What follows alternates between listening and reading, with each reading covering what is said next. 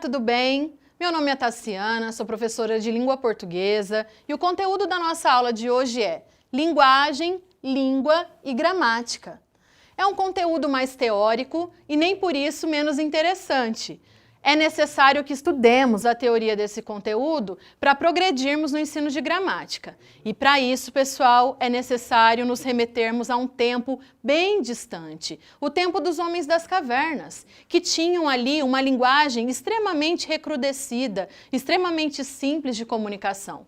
Eles se comunicavam por gestos, por urros, por grunhidos e já se faziam entender para os outros membros da sua comunidade linguística. Por exemplo, quando o homem da caverna começou a aliar sua descoberta, a arma, ao conteúdo dela, que é a caça, ele sentiu a necessidade de transpor, de passar para os outros homens esse conteúdo que foi tão importante para a sua evolução.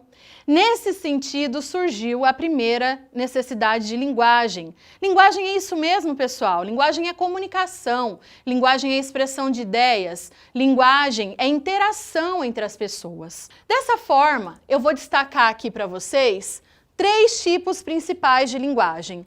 A linguagem verbal, a não verbal e a mista. A linguagem verbal nós utilizamos quando há a palavra inserida no contexto de comunicação.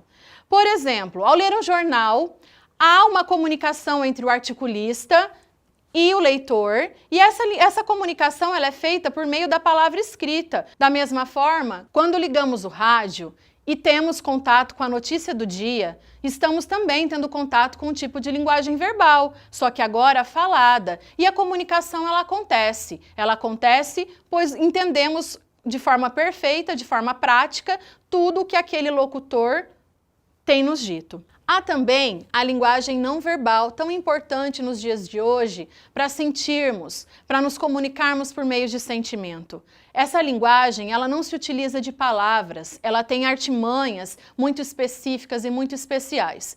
Por exemplo, uma música clássica. É muito comum nos emocionarmos ou ficarmos felizes ouvindo determinado tipo de música clássica. Isso acontece, pessoal, porque a linguagem musical, ela é extremamente subjetiva, ela nos toca de maneiras totalmente diferentes da linguagem verbal. Ela chega mais perto do nosso sentimento, da nossa subjetividade, e cada um sente de uma forma diferente. Vamos nos apropriar agora dos outros contextos da arte, uma escultura, uma pintura. Esse tipo de comunicação existente na arte, ela é totalmente subjetiva. Ela nos provoca sentimentos diferentes de ser humano para ser humano, ok? Da mesma forma, temos a linguagem mista.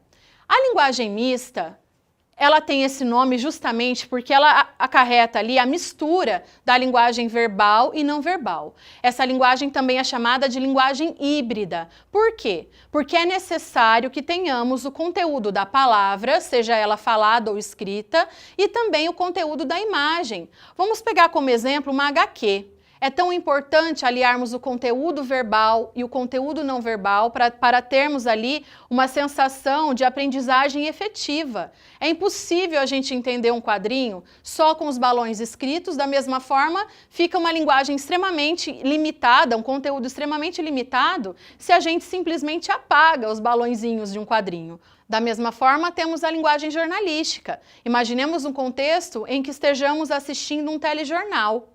Esse telejornal, para ele ser compreendido de forma efetiva, é necessário que tenhamos contato com as imagens produzidas e também com o conteúdo verbal, falado geralmente por esse jornalista. Nós temos aqui um belo exemplo de uma linguagem mista. Muitas vezes, basta a imagem, né? No caso dessa caveirinha, quando a gente se depara com ela, é certo o risco de um perigo iminente. Só que a linguagem verbal, nesse caso, ela serve para reforçar esse perigo. Percebam, risco de morte, isso eleva, na verdade, o conteúdo passado por essa mensagem, por essa imagem. Da mesma forma, pessoal, é impossível a gente desconsiderar o contexto de comunicação na era digital em que estamos imersos. O advento da internet nos trouxe ali, tanto na internet quanto das redes sociais, esse advento ele nos trouxe uma capacidade de comunicação diferente, uma capacidade de comunicação por meio da linguagem digital. Essa linguagem digital, muitas vezes, ela comunica muito mais. Ela estabelece uma relação diferenciada entre quem emite a mensagem e quem a recebe. Imaginemos um contexto em que você publica ali na sua rede social uma foto, você se acha bem bonito, e aí você espera que o crush vá simplesmente fazer um comentário na sua foto. E de repente esse crush coloca esse coração tão bonito, tão bem desenhado, que está aqui na lousa. Não fui eu não, tá, pessoal? Mas ele é bonito sim. Bom, essa imagem, ela acaba por transmitir um conteúdo muito mais carinhoso, muito mais efetivo. Ela comunica muito mais, por exemplo, do que se o crush tivesse apenas escrito uma frase bonitinha para você, não é verdade? Hoje nós temos um tipo de linguagem muito mais aprimorada, né? É a linguagem feita por meio de códigos.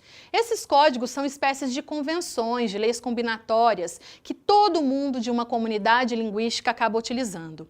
A língua portuguesa é o código utilizado por todos os falantes lusófonos, ou seja, todas as pessoas nascidas em países cuja língua portuguesa é a língua oficial. Ok? Países como Portugal, São Tomé e Príncipe, Macau na China, Angola, Moçambique, todos eles falam português. Ah, professora, mas é um português diferente do português falado no Brasil. Em partes, pessoal. A língua, ela carrega consigo construções sociais, históricas, culturais de um povo. Nós não podemos desconsiderar todo o processo de colonização do Brasil. A língua portuguesa trazida pelos portugueses no descobrimento, ela se mesclou, se misturou com várias línguas indígenas, com a língua dos negros que foram escravizados e trazidos de forma tão brutal para o nosso país. Ok? Então houve essa mescla e o que é muito natural, essa mescla ela é fruto ali de um contexto histórico, cultural e social, o qual nós estamos imersos inclusive até os dias atuais. Ok? Da mesma forma, eu não sei se vocês sabem, mas nós temos um segundo idioma oficial aqui no Brasil, que é a linguagem brasileira de sinais, Libras, mais conhecido como Libras. Pessoal, desde 2002, Libras foi entendida pelos falantes de língua portuguesa enquanto também uma língua oficial. E ela transmite de forma muito delicada e representativa de uma minoria que precisa do nosso aparato social, que precisa do nosso olhar social. Podemos perceber por meio dessa simbologia que eu trago aqui na lousa para vocês.